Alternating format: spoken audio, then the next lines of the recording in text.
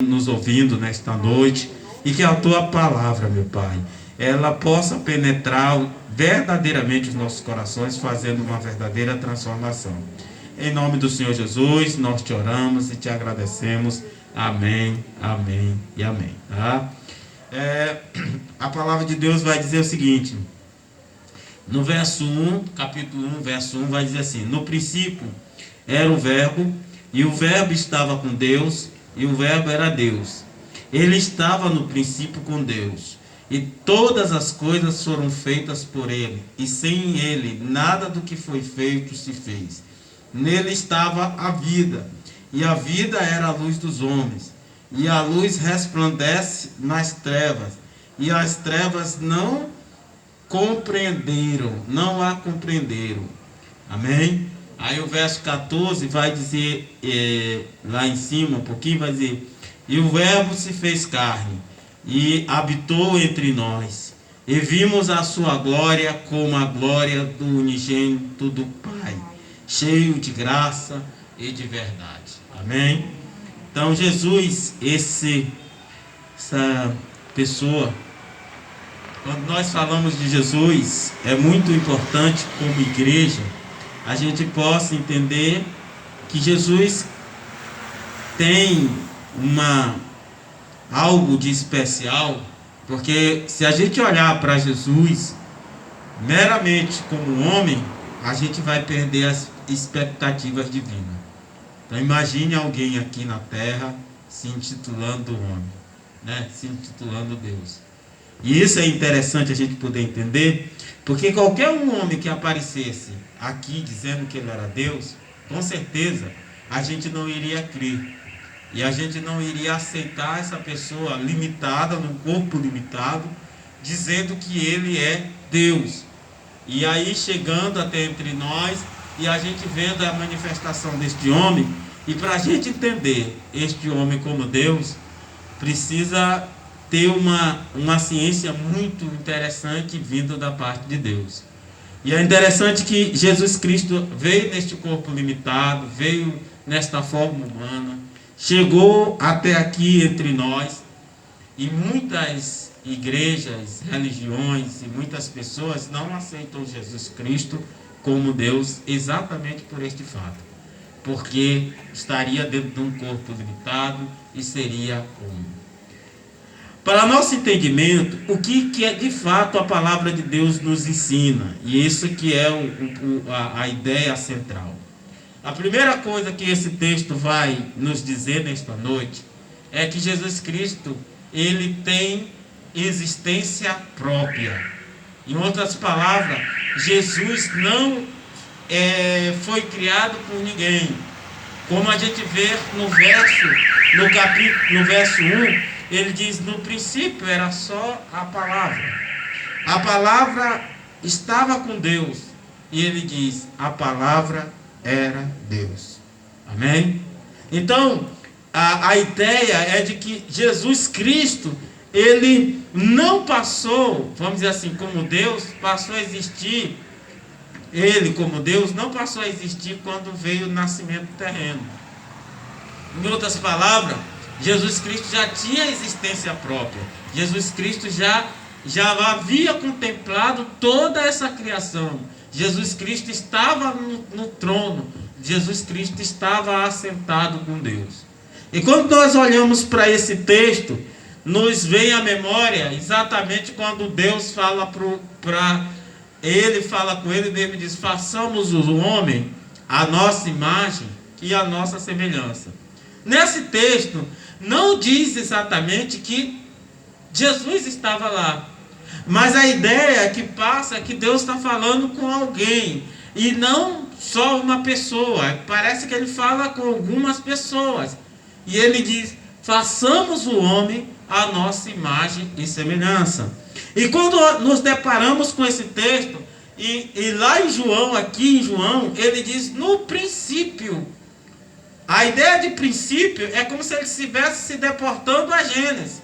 Lá no início de tudo, quando Deus foi fazer todas as coisas, aí Deus exatamente, ele está dizendo assim: lá no princípio, a palavra estava lá. Quando Deus diz, haja luz, houve luz, e viu que a luz era boa. A ideia de que a palavra de Deus não é exatamente a palavra que sai na boca, mas é a palavra que executa aquilo que Deus está dizendo. Haja luz. E o cumprimento da palavra vai lá e faz a luz. E a palavra de Deus vai dizer lá em Gênesis, e viu Deus que a luz era o quê? Boa. Interessante essa expressão. E aqui, o que ele está dizendo? No princípio era só a palavra. A palavra estava lá. E ele diz, e a palavra, além da palavra estar lá, ele diz, a palavra estava com Deus. Olha a sintonia aí. Além de dizer, no princípio era só a palavra, e a palavra estava com quem? É como se estivesse do lado de quem? De Deus. E aí ele vai e diz assim, e a palavra, além de estar com Deus, a palavra era exatamente quem? Era Deus também. Olha a ideia. Ele traz uma construção, e é interessante a gente poder perceber isso, que João, está escrevendo esse texto para os gregos. E ao escrever para os gregos eles tinham uma inquietude sobre a questão do logos, a palavra. Quando ele diz logos no grego, isso é palavra. Eles tinham a curiosidade de saber o significado da palavra. Então, quem tinha o domínio da palavra para eles era alguém extraordinário. Então, para eles, a palavra tinha uma importância muito grande. E Paulo, para chegar até onde eles, já começou dizendo, olha, no princípio era só a palavra. E olha que Paulo está falando de modo filosófico. No princípio era só a palavra estava com Deus e a palavra era Deus. Essa é a primeira coisa que eu quero que você entenda nesta noite. Jesus, ele tem existência própria, como Deus. Antes de nascer, já existia. A segunda coisa que eu quero que você compreenda nesta noite, é que todas as coisas foram feitas por Ele. Tá certo? Inclusive você. Todas as coisas que você imaginar foram feitas exatamente por Jesus. Olha o que diz o verso 2. Ele vai dizer, e ele estava no princípio com Deus. Aí no verso 3 ele vai dizer assim, todas as coisas foram feitas por Ele, e sem Ele, nada do que foi feito se fez. Amém? Todas as coisas foram feitas por Ele, e nada do que foi feito se fez. Olha como é interessante. Quer dizer, se não tivesse Cristo, não teria nada sendo, né? Não estou falando do Cristo homem, mas estou falando do Cristo divino. Deu para entender? Não estou falando do Cristo que está ainda já materializado, que está corporatizado, que estava crucificado e agora ressurreto. Não estou falando dele, estou falando do Cristo que estava e está divinizado. Aquele que estava assentado à destra do Pai. Aquele que já era lá no princípio. Ele fez todas as coisas. E isso é interessante para a gente perceber a grandiosidade dele. E aí quebra todo aquele princípio de dizer assim, ora, imagine, vamos criar uma construção lógica. Eu disse ainda agora que Cristo não foi criado. Imagine se ele fosse criado. Teria nele natureza divina? Se ele é um ser criado, então por que ele seria um Deus? Raciocine comigo agora dentro de uma lógica consciente. Deus faria um Deus para ele, para que as pessoas adorassem um Deus? Pense nisso. Né? Olha que seria tanta, assim, incompreensível isso. Deus vai dizer assim, não, eles não podem me adorar. Eles têm que adorar alguém que eu vou criar. Aí Deus vai, cria Jesus. Aí Jesus vem, alguns dizem que ele é a primeira criação de Deus, né? Aí ele vem e nós todos aqui, em vez de nos deportarmos diretamente para Deus, nós vamos nos deportarmos para quem? Exatamente para um que foi criado. Não tem sentido, não tem lógica. Então, a ideia é de que quando Jesus, na sua divindade, criou todas as coisas, ele criou para ele. Porque ele fazia parte daquela trindade, ele fazia parte daquele conjunto, ele fazia parte daquela essência.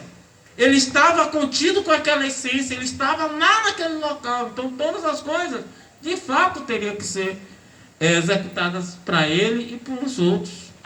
É interessante a gente poder compreender que ele tem essa existência total. Tá? Ele tem. A terceira concepção da noite que eu quero trazer para você é que Jesus é vida, Jesus é luz. Veja bem, para você entender assim, como é interessante essa compreensão. Só existe vida onde tem luz. Você já prestou atenção? Não existe vida, até tem na escuridão, mas são poucas. Para você ver que a capacidade de gerar vida na escuridão é extremamente complicado. Mas onde tem vida, na verdade tem que ter luz. E Jesus, ao se colocar no verso 4, ele vai se colocar, e a luz, no verso 4, nele estava a vida, e a vida era a luz de quem? Dos homens. Nós só encontramos vida se for na pessoa de Jesus. Lá no princípio já estava. Ele gerou a vida e ele mesmo traz a vida. E a vida só vem e só alcançamos essa vida se for por seu intermédio. Se não tiver Jesus, não tem vida. Quando Jesus vai dizer em João 14,6, respondeu-lhe Jesus: eu sou o caminho, a verdade e a vida. Olha como ele vai colocar lá no final. E a vida. Se não tivermos Jesus na sua essência conosco, não tem como ter vida. Não alcançaremos vida de forma alguma. Então Jesus de fato é que traz a vida. Como ele diz aqui, se lá tem vida, não tem trevas, porque ele é a luz, e a luz traz vida. Eu não sei quantos fizeram aqueles testezinhos do feijão, quando estudava na escola, no primário. Eu fiz, o irmão Duval fez, a irmã também fez, né? Eu pegava aquele feijãozinho, pegava o algodão, descia lá com água, botava dentro de uma caixinha no escuro, né? E fazia um buraquinho, né? Vocês já fizeram isso? Aí ela vem e sai exatamente, a gente via lá o feijãozinho saindo exatamente por aquele buraco. Porque luz gera o quê? Vida. Quem está na luz tem vida. Se você passar uns dias dentro de um quarto todo trancado, sem luz, você vai ver que você vai adoecendo e vai se acabando. Assim são as pessoas que não têm Jesus. Quem não tem Jesus, já de modo algum alcançará o quê? A vida. Jesus é a vida é a vida espiritual para aqueles que querem se encontrar com Deus. E quando nós, de fato, deixamos Jesus habitar e entrar na nossa vida, nós ganhamos uma vida nova e uma vida diferente. Por fim, no verso 14, né, que é interessante você perceber, agora nós temos um Cristo encarnado, um Deus encarnado. Não falei em reencarnado, porque se eu falasse em reencarnado, seria diferente. Eu estou falando um Deus encarnado, só uma vez encarnou. Não vai ter outra, porque se tiver outra é reencarnação. E nós não pregamos reencarnação. Nós pregamos a encarnação de Cristo que está aqui contida no verso 1,14. E o verbo se fez o quê? E o verbo se fez o quê? Carne. E vimos o quê? A sua glória manifestada aqui na terra. A glória humana de Cristo sendo manifestada em nosso meio. Os milagres, as obras, a luz, a ressurreição e uma série de outras coisas em que Jesus Cristo se manifestou nesse meio, manifestou na nossa presença. Talvez nós não vimos lá naquele momento, mas hoje vimos, conseguimos ver a glória do Senhor Jesus Cristo sendo manifestada. Conseguimos perceber a manifestação de Deus livrando os homens e as mulheres que estão abatidas. Nesse processo que nós estamos vendo aí, nós vemos a glória de Deus constantemente. A dona Dione, né? Estava lá, saiu nas mãos do Senhor. Glória do Senhor. Você que está aqui, intacto, é a glória de Deus. A gente percebe a glória do Senhor sendo manifestada em nosso meio. Tá? E mesmo a gente diz assim, e se tivesse alguém ido? E mesmo assim, a glória de Deus estaria presente. Porque a gente só acha que só não estaria presente se, né? Nem todo mundo que foi agora foi porque a glória de Deus deixou de ser manifestada. Um dia será o nosso dia de partir. Nós não vamos ficar aqui eternamente, aqui na terra. E Deus escreve o dia, a hora, o momento, e a glória dele permanece. O problema não é esse. O problema é, quando eu morrer, para onde eu vou estar indo? Eu estarei indo para um lugar onde tem vida, onde cheira a vida, ou um lugar que cheira a morte? Eu não sei se vocês, assim, tem uma florzinha, que toda vez que a gente passa assim, que sente o cheiro dela, a gente diz, ah, meu Deus, esse é cheiro de morte, né? Você lembra daquele? Não tem uma flor que tem um cheiro de morte? Cheiro de defunto. Como é o nome da flor? Cravo, né? Ele é o cheiro de morte, né? Tem vezes que a gente vai passando num lugar e aí sente aquele cheiro, sangue de Cristo te repreenda, sabe? Não é não? A gente já fica apavorado, porque é cheiro de morte. Mas nós não fomos feitos para o cheiro de morte, nós somos feitos para o cheiro de vida. Então aqueles que vão morrer, nós quando morrermos, vamos ter essa consciência que estamos cheirando o cheiro de vida. Porque nós somos para a vida. E Jesus, quando veio e habitou aqui nesse meio, ele manifestou a sua glória. Tá? E a glória, ele ainda faz questão de dizer. Ele diz assim, e o verbo se fez carne, encarnou. Acabou. Veio. E ele diz, e habitou, tabernaculou. É aquela ideia do tabernáculo que o povo de Israel tinha. Não tinha um tabernáculo? Eles não andavam com o tabernáculo, o povo de Israel não andou com o tabernáculo do Senhor no deserto. Em todo lugar saía o tabernáculozinho do Senhor, era habitado.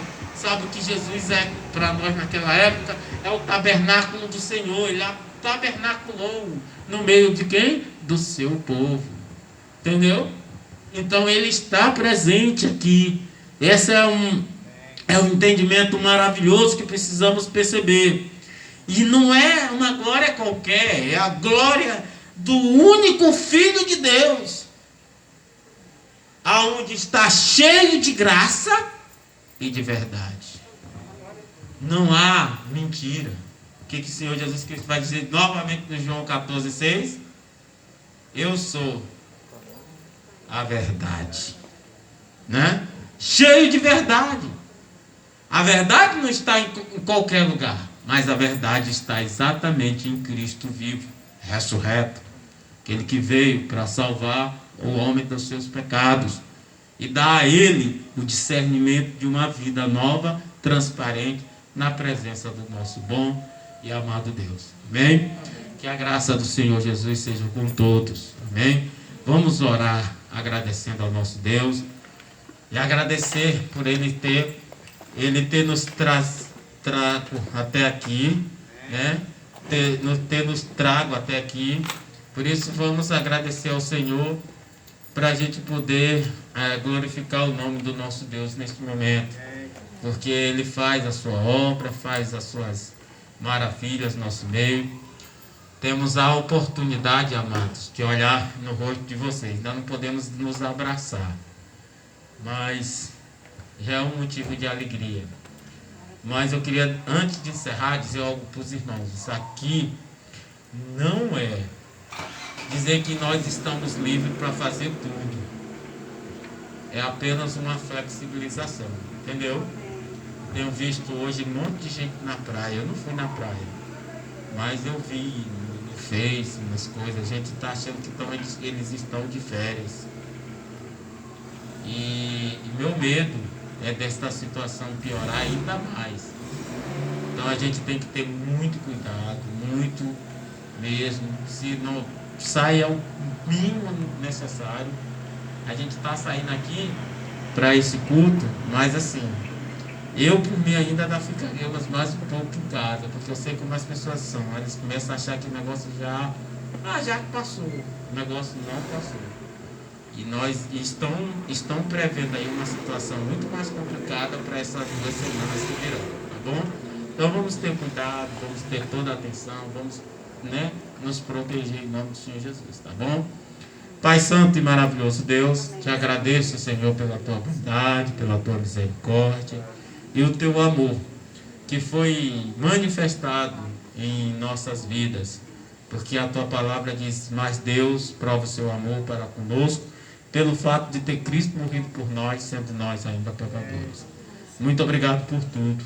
Obrigado por esta liberalidade que vem de ti, Pai, para as nossas vidas. Agora, Senhor, em nome de Jesus, nos leve para os nossos lares, debaixo da tua santa e bendita proteção. Amém.